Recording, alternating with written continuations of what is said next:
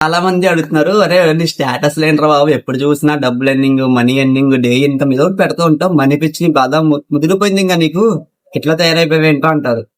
So నేను చెప్పేది ఏంటంటే బ్రో, ప్రతి మనీ ఎండింగ్ వెనకాల ప్రతి ఒక్కరి ఒక స్టోరీ ఉంటుంది. నాకు ఒక స్టోరీ ఏడ్చింది, అది జస్ట్ మీకు 2 ముక్కల్లో చెప్తా. అది నేను స్కూల్ డేస్ లో చదువుకున్నప్పుడు ఒక 4th క్లాస్ లో 5th క్లాస్ లో అయి ఉండొచ్చు.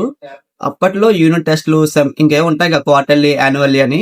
అట్లా మా క్లాస్ లో ఒక 30 మంది ఉంటే 29 మంది ఎగ్జామ్ రాస్తారు. నేను ఒక్కడిని అట్లా బయట నుంచి ఉంటే ఎగ్జామ్ రాయకుండా. ఎందుకు అంటే ఫీజు కట్టలేదని. నేను మళ్ళీ ఇంటికి వెళ్ళి మా మదర్ కి చెప్తే మా మదర్ వచ్చి స్కూల్లో రిక్వెస్ట్ అడిగితే ఎగ్జామ్ రాయిస్తారు. ఒకరోజు కాదు, ప్రతిరోజు ఇది జరుగుతుంది నాకు ఎగ్జామ్ ఫీజు గురించి. ఇట్లా జరిగింది. ఇదంతా పొద్దున్న ఎగ్జామ్ స్కూల్ డేస్ కాబట్టి మనకి మార్నింగ్ అంతా ఇదవుతే, ఇంకా నైట్ టైం తినడానికి ఉప్మాలు తిని బతికావు. ఒక్కొక్కసారి ఉప్మాలు లేని రోజులు కూడా చాలా ఉన్నాయి. అట్లా లైఫ్ అనేది అట్లా సాగింది నాది. సో అంటే ఇన్ని కష్టాలు చూసి ఈ సర్టెన్ ఏదొచ్చాక అసలు మనీ ఎర్నింగ్ మీద ఇంట్రెస్ట్ రాకపోతే అసలు నా బతికే ఒక దండగని చెప్తా. ఇట్లా ప్రతి ఒక్క లైఫ్ లో బ్యాక్ లో ఏదో ఒక స్టోరీ ఉంటుంది.